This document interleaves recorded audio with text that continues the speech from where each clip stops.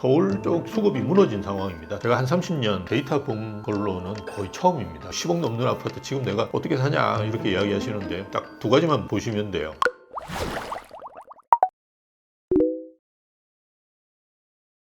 앞에서도 말씀드렸듯이 일단 입주 물량이 제일 중요하다. 펀더멘탈은 수급이거든요. 근데 지금 수급이 무너진 상황입니다. 특히나 이제 서울 쪽 수급이 무너졌다라고 볼 수 있고요. 그렇다고 해서 경기도나 인천 그리고 지방은 유효하냐 뭐 그렇지는 않습니다. 최근에 공사비가 많이 오르다 보니까 그리고 공사비가 오히려 지방 같은 데 크게 영향을 미칩니다. 왜냐하면 지방 같은 경우가 땅값보다는 건축비가 훨씬 더 비중이 큽니다. 그러다 보니까 지방도 영향을 많이 미쳤기 때문에 사실은 공급이 제대로 돼 있는 지역이 거의 없어요. 그래서 이런 입주 물량 부족 현상은 굉장히 심각한 상황이다. 말씀드렸듯이 앞으로 3년간 2026년부터 28년까지 한 2만 세대 정도 입주를 하는데요. 건설산업연구원 제가 들어간 게 95년도인데요. 그때부터 생각해 보면 제가 한 30년 데이터 본 걸로는 거의 처음입니다. 이렇게 이제 심각한 입주 물량 부족 현상이 있다라는 걸 좀 염두에 두신다 그러면 가격이 뭐 오를 수밖에 없는 상황이다라고 볼 수 있고요. 또 하나는 이제 최근에 예전보다는 훨씬 더 영향을 많이 미치는 게 대출이라든지 금리 상황입니다. 집값이 많이 오르다 보니까 이걸 본인 돈으로 이렇게 살 수 있는 분이 많지는 않죠. 그래서 은행을 통해서 대출을 일으키시고 그러다 보니까 이제 금리가 굉장히 크게 영향을 미칩니다. 대출이나 이런 금리 상황 같은 경우는 우리가 대출 규제는 앞에서 말씀드렸듯이 상반기에 대출은 좀 괜찮고요. 하반기로 갈수록 별로 안 좋습니다. 그래서 상반기가 좀 가격이 오르고 하반기가 안 오르는 이런 현상들이 계속되고 있고요. 그리고 금리 상황 같은 경우는 우리가 좀 생각해 보셔야 될 게 지금은 작년과 비교해 본다 그러면 기준금리가 0.75%포인트 떨어졌거든요. 그런데도 작년 같은 경우는 담보대출 금리가 3% 초반대였는데요. 지금은 4% 초반대입니다.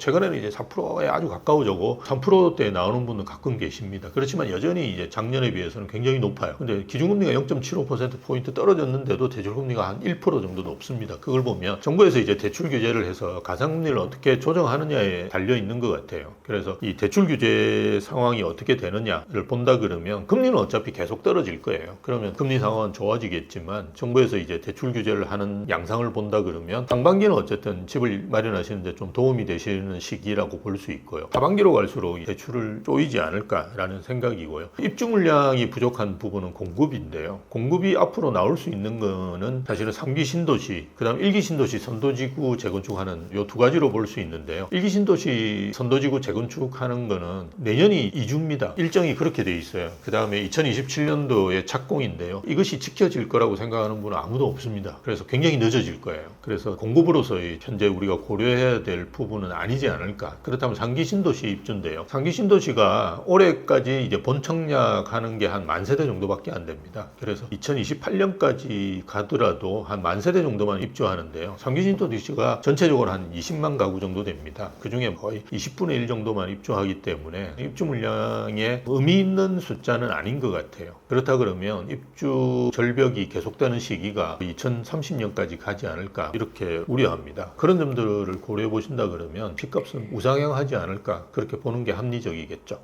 얼죽신은 계속 유효할 겁니다. 그거는 이제 젊은 분들뿐만이 아니라 은퇴계층 분들 만나가 이야기해 보더라도 뭐 신축 아파트가 좋지 이런 이야기 하시는 분들이 많거든요. 그게 신축 아파트가 과거하고 이게 차이 나는 게 과거에는 이제 사실 콘크리트 덩어리인데 새 콘크리트 덩어리 정도였잖아요. 근데 최근에 신축 아파트는 커뮤니티 시설도 너무 좋고요. 이게 유니트가 완전히 달라져 있어요. 그래서 거의 4세대 아파트라고 이야기하시는 분이 많고, 그러니까 아파트 단지 내에서 대단지 같은 경우는 밥도 주고 모든 게 다 되기 때문에 그걸 굉장히 선호하십니다. 그래서 얼죽신은 계속 될 것 같아요. 근데 최근에 이제 보면 여의도라든지 목동 이런 데에 있는 재건축 아파트들이 많이 오르거든요. 재건축 아파트 왜 오르냐? 이거는 얼죽신이 빠르게 되거나 아니면 확실하게 될 수 있는 아파트들은 또 오를 수밖에 없겠죠. 지금 이제 신축이 부족하니까 얼죽신 현상은 상당히 계속된다라고 보시는 게 맞고요. 그게 빨리 되거나 뭐 확실하게 되거나 아니면 지금 신축이거나 이런 아파트를 선택하시는 것이 맞고요. 영끌은 은행에서 빌려주시는 것만 그냥 최대한 빌려셔가지고 사면 그건 영끌이 아닙니다. 은행은 여러분한테 돈을 영끌로 안 빌려주거든요. 절대로 은행에서 장사를 하는데 신용도도 없고 이런 분들한테 무슨 60%씩 70% 이렇게 안 빌려줍니다. 절대로. 그래서 은행에서 빌려주시면 그거 다 빌리셔가지고 하시면 돼요. 그거는 뭐 전혀 영끌이 아닙니다. 자기 소득의 한 30% 정도를 집값을 갚는 데 쓰시는 거는 아주 기본입니다. 외국에서 이제 그렇게 생각하시면 돼요. 84제곱미터 전용을 이제 우리가 국평이라 그러죠. 20억을 찍은 지역이 마포, 성동, 광진, 동작, 강동, 양천입니다. 이 지역하고 강남 상구하고 용산까지 포함하면 서울의 10개구입니다. 한 40% 정도 되는데요. 이 지역들은 가격이 꽤 오를 거예요. 왜냐하면 여기는 이제 일반적으로 알려져 있는 주거 선호 지역이니까요. 여기는 이제 수요가 훨씬 더 많고요. 최근에 이제 상담하시는 분 중에 좀 특이한 거는 지방 분들이 많이 사세요. 이제 서울시를 거의 제가 통계상으로 집계하지 못할 정도가 되다가 최근에 10% 20% 정도로 지방 분들이 많이 사십니다. 그거는 이제 제가 보니 베이비 부머 자제분들이 대부분 서울에 있어요. 그래서 그분들 집을 사주는 고민을 하다 보니까 그런 거라고 볼 수 있는데요. 이제 수요는 많은데 베이비 부머들도 이제 다 은퇴했으니까 사실은 주거 선호지에 살 이유는 없거든요. 학군 좋은데 살 이유가 없어요. 애들이 이미 결혼했거나 뭐 취업했는데 무슨 학군 좋은데 살 필요가 있겠습니까? 그래도 안 떠나요. 자기가 그게 계속 살았기 때문에 커뮤니티가 그쪽으로 돼 있거든요. 특히 여자분들은 그게 강합니다. 그래서 거기 안 떠나는 거예요. 근데 지금 MZ세대들이 들어와야 되는데 못 들어오는 거죠. 아까 말씀드렸듯이 집은 한정되어 있는데 최근에 이제 우리가 강남 상구하고 용산 아파트만 토지거래 화지로 확대 재지정하면서 아파트 숫자를 봤는데 40만 가구거든요. 전국에 있는 집이 2천만 가구 정도 돼요. 딱 2%입니다. 이걸 가지고 이제 박터지게 싸우는 거예요. 근데 그 중에서도 강남에도 보면 나홀로 아파트도 있고 그죠? 정말 오래됐는데 재건축 안 되는 아파트도 있고 빌라도 있고 막 이렇거든요. 그래서 아파트는 정말 한 1% 정도밖에 안 돼요. 그래서 제가 아까 상위 1% 분들이 사는 거다라는 말씀을 드린 거고요. 그래서 수요는 많은데 공급은 한정돼 있고 예전에 박원순 시장께서 인허가를 거의 안 내줬기 때문에 지금 입주하고 막 지어지고 있는 거는 언제 했냐 그러면 그전 오세훈 시장 때 한 거예요. 이게 재건축이나 재개발은 10년도 아니고요. 이제 거의 한 20년 걸려요. 그때 이미 한 거라고 생각하시면 됩니다. 근데 그 최근 10년 동안은 인허가를 안 내줬거든요. 그러니까 공급이 엄청나게 부족한 거죠. 그런데 자산가들은 자산이 더 늘어나니까 70억씩 막 이렇게 하면서 집을 사는 거예요. 근데 이제 내 집 마련하시는 분들 입장에서 볼 때는 주거선호 지역이더라도 최근에 많이 오르는 게 랜드마크 아파트, 그 다음에 신축이 많이 오르잖아요. 근데 그렇지 않은 아파트도 있어요. 주거선호 지역이라고 제가 말씀드렸던 아파트 중에 10억 초반대 있는 아파트들도 꽤 있습니다. 마포, 성동 이런 쪽도. 그런 지역들 같은 경우는 이제 오르겠죠. 강남 상구나 용산이 오르고 그죠. 그 다음에 이제 마포 오르는데 마포에 지금 뭐가 오르겠습니까? 신축, 대단지 이런 게 오르겠죠. 그러다가 이제 또 옆으로 번져가지고 오르지 않겠습니까? 랜드마크가 아닌 아파트, 준신축, 그리고 좀 세대수가 적은 데들 뭐 이런 데들 선택하시면 저는 좋다고 보고요. 근데 이제 문제가 뭐냐 그러면 그것도 가격이 사실은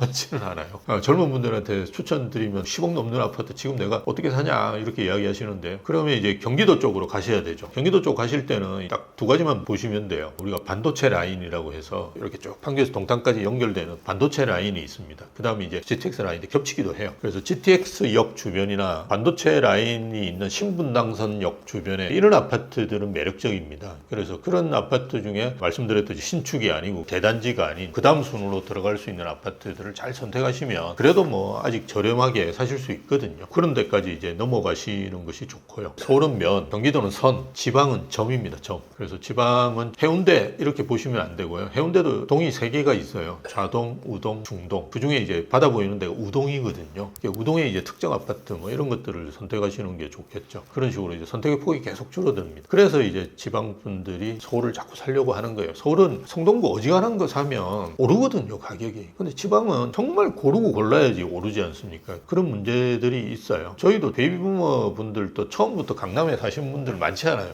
다 어디 사셨습니까? 처음에 일기 신도시. 그럼 뭐 이렇게 갈아타기 계속 해서 강남에 들어오셨거든요. 처음부터 이제 강남을 보면 뭐 30억, 40억 하는데 저걸 어떻게 사냐 이러면서 그냥 손 놓고 있지 마시고 최근에 제가 이제 좀 권해드렸던 데는 입주하는 광명에 방 하나짜리 아파트들이 있습니다. 초소형 아파트들. 이런 거는 나쁘지 않거든요. 오히려 이제 연립이나 오피스텔 살려고 하시는 분들한테 권해드렸는데요. 그런 아파트들은 사서 가지고 계시면 오릅니다. 4, 5억 정도밖에 안 하거든요. 일단 계약금 치시고 그 다음에 중도금은 승계 받으시고 그 다음에 입주할 때 생애 최초라든지 뭐 이런 거 한 80% 받을 수 있거든요. 그렇게 들어가시면 충분히 들어가실 수 있습니다. 그런 것도 노려보시면 좋지 않을까 봅니다.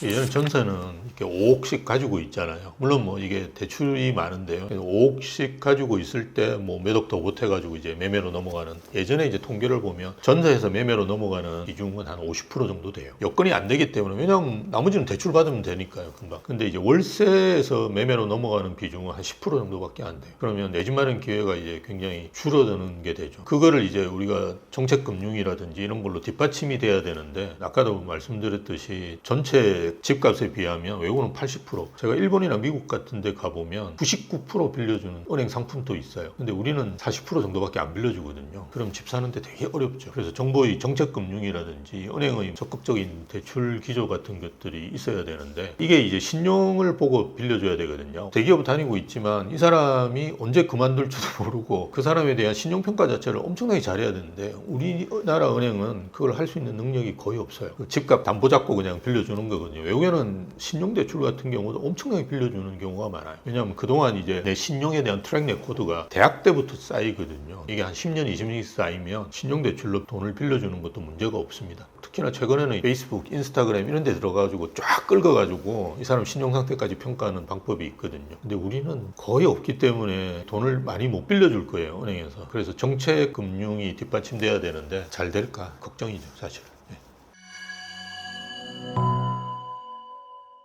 이혼하는 분이 만세대 정도 됩니다. 이분들은 뭔가 집이 있어야 돼요. 그렇지 않습니까? 물론 부모님하고 같이 살면 되는데 요즘 젊은 분들이 부모하고 같이 살겠습니까? 그럼 무조건 집이 있어야 돼요. 오피스텔 가고 연립 가겠습니까? 안 간단 말이에요. 그럼 난리가 나는 거예요.